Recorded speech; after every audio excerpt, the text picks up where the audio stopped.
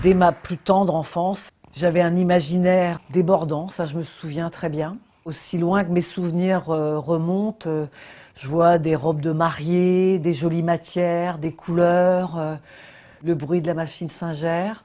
Toute personne, si vous voulez, a quelque chose à raconter à travers son intérieur. Et c'est vrai que moi je mets les gens vraiment à l'aise pour qu'ils se lâchent et pour qu'ils sentent que je suis à leur écoute et que c'est à moi de traduire par mes connaissances, mais de traduire leurs préférences.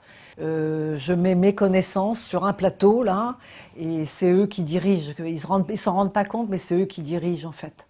Il y a des gens introvertis qui, naturellement, vont aimer plus les pastels, et des gens plus marqués, qui ont une personnalité plus affirmée, qui aimeront aussi des tons plus tranchés. J'aime beaucoup parler aux gens, donc échanger, savoir, connaître un petit peu leur histoire et je construis autour de tout ça.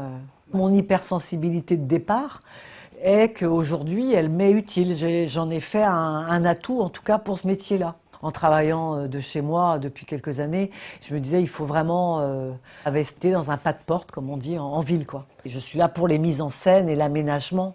Et d'ailleurs, je modélise. Ça, c'est quelque chose que j'ai apporté en plus. Je me suis formée à la modélisation et à tout ce que l'informatique peut apporter dans mon métier. Moi, avant, je travaillais avec ma règle, mon crayon et ma valise de mouchet à côté, quoi. Donc voilà, tout s'est informatisé, mais malgré tout, l'outil, le client ne doit pas le sentir. Ben, je ne veux pas, de toute façon, et je ne pourrais pas, mettre en avant des produits dont je connais pas de A à Z la fabrication. Moi, ici en boutique, j'ai table basse, petite console, sur mesure, des étagères. On peut faire du rond, du carré, du rectangulaire.